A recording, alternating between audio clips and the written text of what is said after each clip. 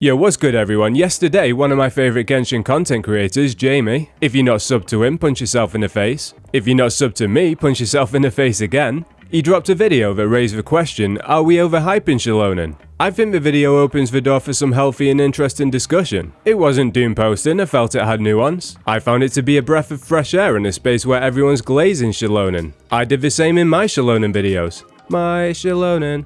But I'm going to continue to glaze her because I think she's cracked and I think there are a lot of things Jamie overlooked which we'll expand on. Disclaimer, this isn't me beefing with Jamie. Us British heads have to stick together. Queen Elizabeth and all that. We're not going to be doing any drive-bys throwing tea and biscuits at each other. No, you can't summarize his 25-minute long video in 25 seconds, so if there's anything I missed, feel free to drop it in the comments. His main points, and I agree with some, were that Neuvillette prefers a shield, Navia wants a lot of shards for his skill stacks and Xilonen's poor geo application doesn't provide that, Kazuha's grouping isn't negligible in Xilonen comparisons, Xilonen and Chevreuse are not the same, and that new DPSs have more value in their constellations than supports. Starting with the Neuvillette point, Jamie was quite balanced. He says Xilonen will provide more buffs, but that a lot of players will prefer the comfort of Zhongli's shield. It's important to note he did not say, don't pull Xilonen for Neuvillette, Zhongli's better. My point though is that not all Abyss seasons need a shield. This current one for example, as you can see on screen. Side note, with Farina applying bleed, Neuvillette might be comfy with his self-healing, but when concentration levels are low and you don't keep an eye on Zhongli's shield, you might find your Kazuha and Farina getting one-shotted. Obviously that's a skill issue thing, but I wanted to throw that out there because we all have lapses in concentration. In Abyss seasons like this one where a shield's not needed, Xilonen's just straight up more valuable here, and this circumstance applies to a lot of Abyss seasons, as well as domains and overworld.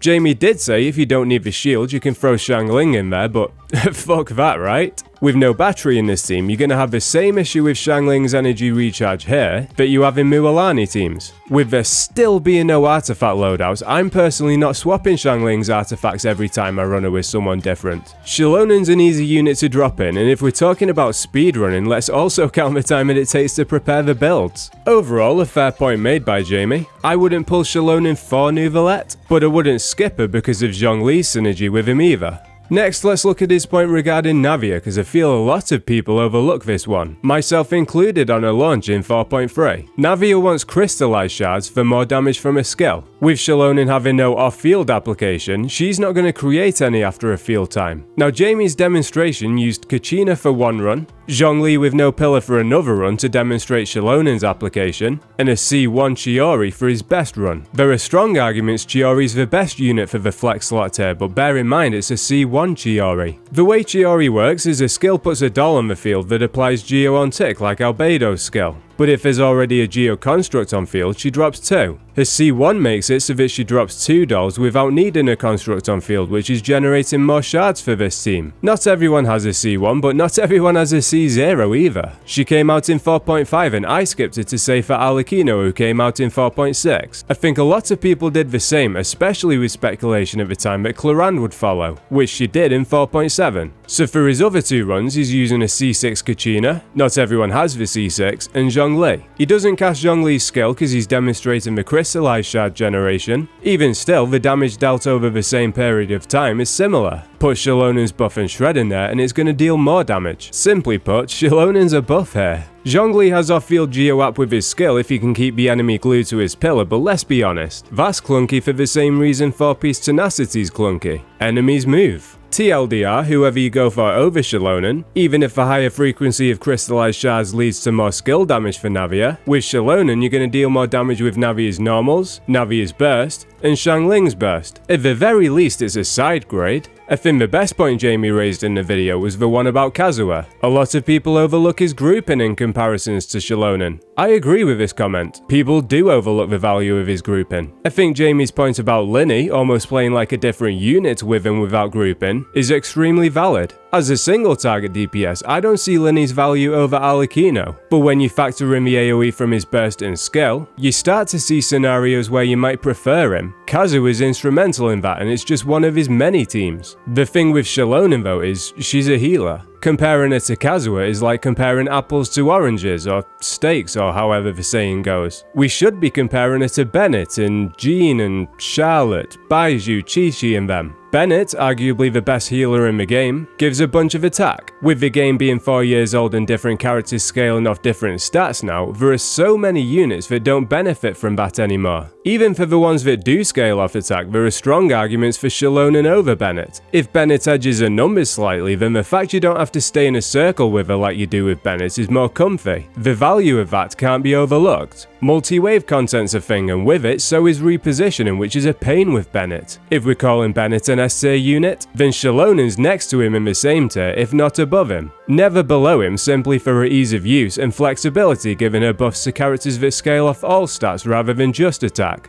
Jamie's next point was that Chevreuse and Xilonen are not the same. My response? Simply put, the gacha raw dogged a lot of people. Even if he managed to get a copy of Chevreuse, a lot of her value is in her constellations. Let's compare the two. At C0, Chevreuse shreds electro and pyro resistance by 40%. She deals some damage too, which I don't think is negligible. She can increase the team's attack by up to 40% if you have her on 40k HP, but that would take away from her own damage with you needing HP main stats. Most people ignore this and just take the extra 20% it gives with the average 20k HP she'll have on a normal build. She also gives a little healing to the on-field unit. Xilonen at C0 gives 36% resistance shred and 40% elemental damage bonus. Realistically though, the damage bonus goes to every unit of only one element here, pyro or electro. You have to choose one. Getting both will be so awkward, I don't know if it's worth or even possible. The healing will be a lot comfier though. If you have Chevreuse's C1, she can give the on-field character 6 energy every 10 seconds if you trigger overloaded. Her other constellations give her extra damage, which is overlooked. Her C6 gives 20% pyro and electro damage, which can stack 3 times to 60%. It has conditions which are awkward to interpret without actually testing the C6, which I can't do because I don't have it. Is it 60% damage to all teammates? Just the on-fielder?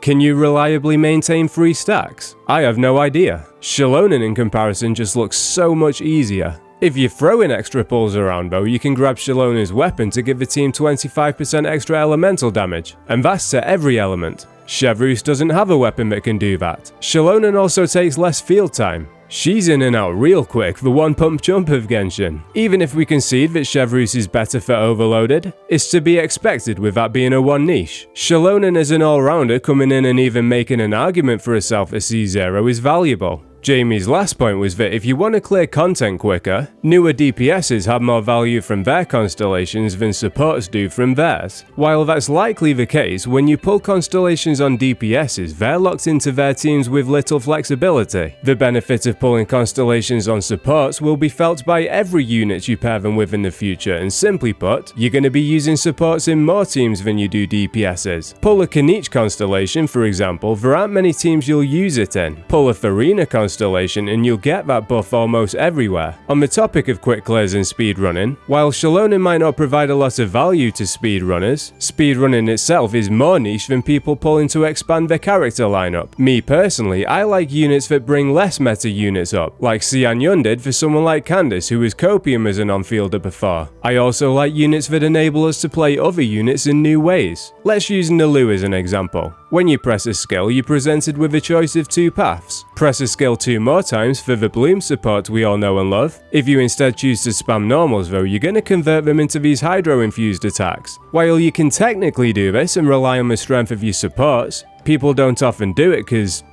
it's crap. As of right now, there's no good hypercarry approach to it like you can get with others like Neuvillette or Arlecchino. You'd go with Farina for a fanfare buff, HP from the Hydro Resonance, and the off-field damage is a very welcome bonus. She also allows you to run Marechaussee on Nilou too. Kazuha for his VV Shred and Elemental damage buff to the pair of them, plus his grouping helps her hit multiple enemies because these attacks do have some AoE. In that last slot, she's limited for sustain units. With her scaling off HP, Bennett would be a wet fart here. No need for Jean because you already have VV. Charlotte for freeze, I guess? Zhongli would be the most fitting with his 20% resistance shred, but he's not providing healing to counter Farina's bleed. Nilou already has some resistance to interruption in this stance anyway. Look at this, Kenki hit to the face. If Neuvillette takes a hit to the face, it starts raining in Fontaine. Because of a lack of a good sustain unit, this Nilou hypercarry team just doesn't keep up with other teams. Even though Xilonen doesn't bring this team up to Neuvillette's level, there aren't many teams that compete with him. She does bridge the gap a lot though, and this is, at least in my opinion, the best Nilou carry team in the game. You might say, why use Nilou if you have Neuvillette? Truth is, I just like Nilou's design and I think his sound effects are some of the best in the game. I think it's a shame to waste them by having a buff blooms and then swap out.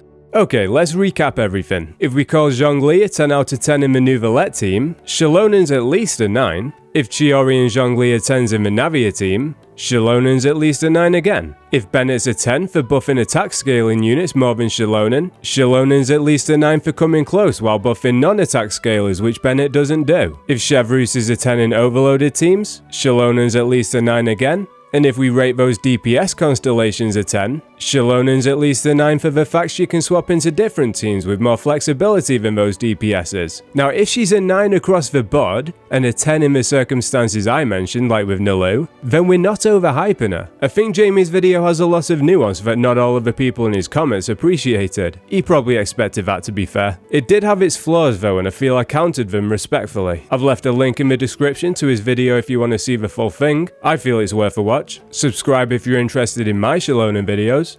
My Xilonen. And take it easy.